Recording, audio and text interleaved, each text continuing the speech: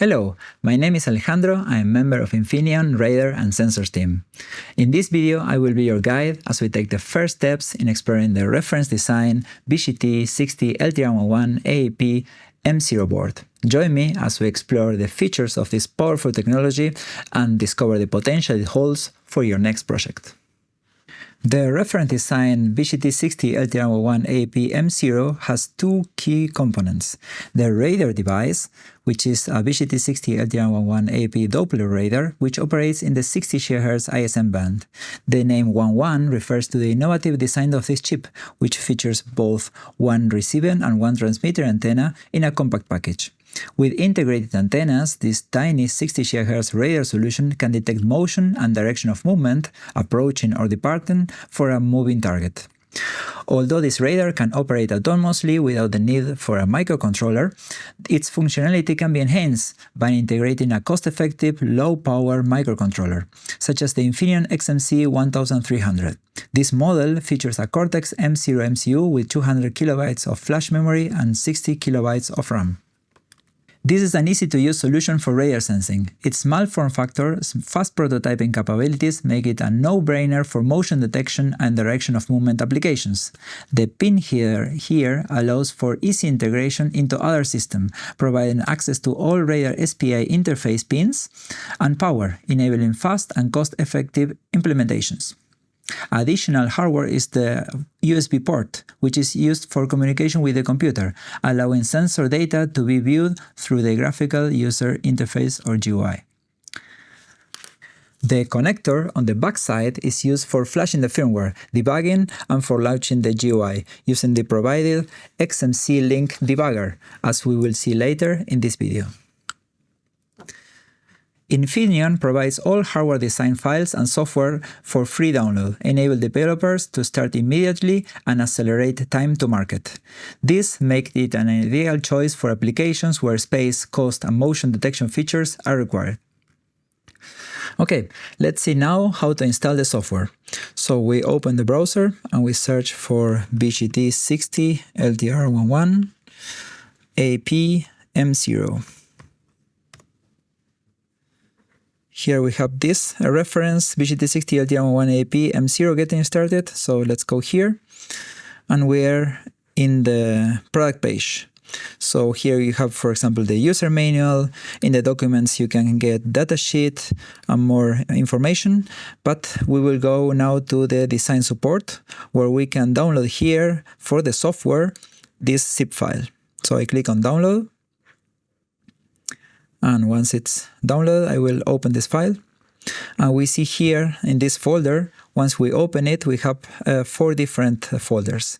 One is the binary files, which contain the default precompiled firmware with embedded FMCW functionality running on the XMC microcontroller. These files can be used to restore the board to its original state. Then we have the Dave project, which is a development platform for working with XMC microcontrollers.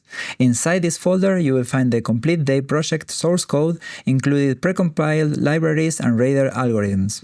This allows you to modify the original firmware and develop your own applications without starting from scratch. Then we have the GUI, which is Micron-based, and we will see in a minute how to use it. And then at the end, if needed, we have here the XMC serial driver.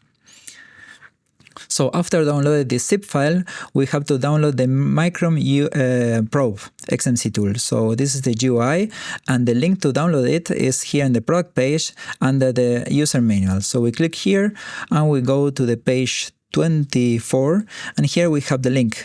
So we just click here, and we have to fill our data, and then we will get a link to download it. Ensure that Sega JLink drivers are installed before using the XMC Flasher tool. For this, let's search here for JLink drivers. And then we have here this link. We can open it, and we go and we look for the version 6.8D. So let's look for this one, which is the one we tested. We know that it works for sure. You can try with a newer one. but we are sure that this one works perfectly. So you choose here your operating system. In this case, I'm using Windows, so I click here, just download, and also install this software.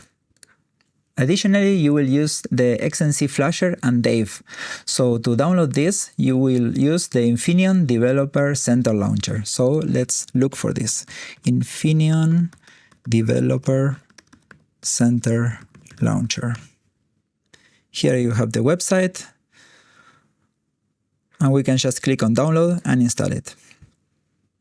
We have the options for most operating systems. I have Windows, so I will download this one. In my case, I already installed this, so I will open here the Infineon Developer Center Launcher, and I will go to Manage Tools in order to download the XMC Flasher and Dave. So for Dave, you have to just write here Dave, and this is the IDE, just install it.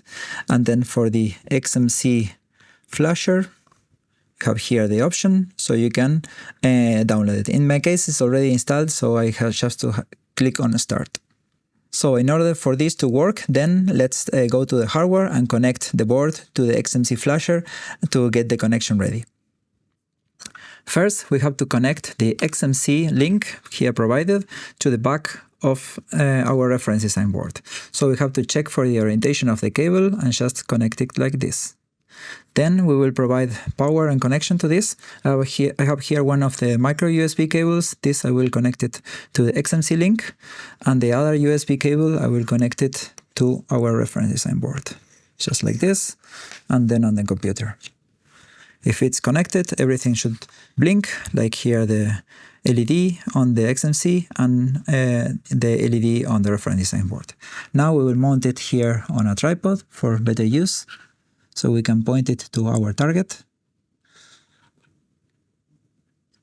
And we can go back to the software.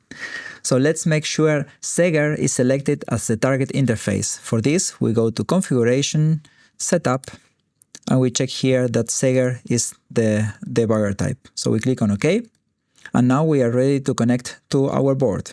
So we click just on Connect, and we choose here from the list the correct XMC, which is in this case the XMC 1302-0200. We click on OK, and we are already connected. So in case you want to flash the original file, the firmware, you can click on Select File. Then we go to the folder where we have all these files, in this case here, and we go to the binary folder, and we have here the X file for the reference design BGT60LT1AP M0 board. We can click on Program, and this will program the board.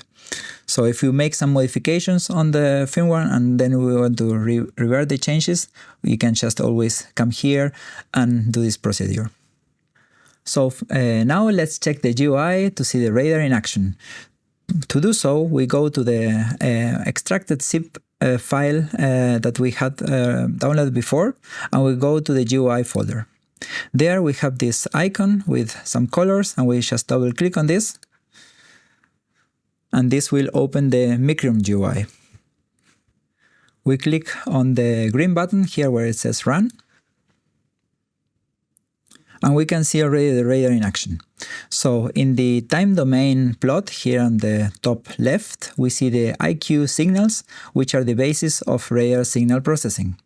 Here in the frequency spectrum plot, we see the FFT, or fast Fourier transform spectrum, where you can see peaks where a target is detected. Radar are sensible devices, so think about what do you want to sense and position the device towards the direction where you expect motion, and try not to place it too close to either the floor or the ceiling. Try also rotating the device 90 degrees like this, and check again, as the antennas are fixed on the radar and they will work different depending on the angle. In some cases, you will need to adjust the default settings, which are this one here. because they depend on the environment where this runs. It's not the same inside an office space, outside, in a crowded environment, and so on. Please take some time to adjust the settings to the environment you are trying to sense by changing these settings. Here we have the FFT peak. This sets the sensitivity threshold for detecting approaching and departing motion. For instance, small moving objects in the environment could cause false positive, but increasing the threshold helps filter them out. The advanced motion sensing. The higher you set this setting, the less sensible the radar will react to small movements in the environment. If you are using 2 or more radar devices simultaneously, we recommend enable the interference mitigation algorithms by clicking on this field. This will filter out the signal coming from other radars to avoid ghost targets. Don't forget to apply the settings. Here on the bottom right side you see these lamps. So if I put my hand here and I make a movement which is departing of the radar, you will see it in red. And if I come close to the radar, it will be green, like this. And if there is some motion detected, it will be blue. And if there is no motion detected, it will be turned off. We hope you found our BGT60 LTR1 AAP M0 reference time video helpful. If you have any questions or comments, just feel free to leave them below or join the discussion in our Infineon forums. Links to these resources are provided below for your convenience. To learn more about our products and its capabilities, please visit our website at infineon.com/60GHz. Thank you for watching, and we hope to hear from you soon. Goodbye.